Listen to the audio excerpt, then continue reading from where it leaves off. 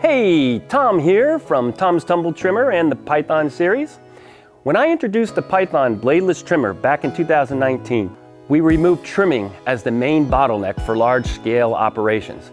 But separating the water leaves from the flowers became the new challenge.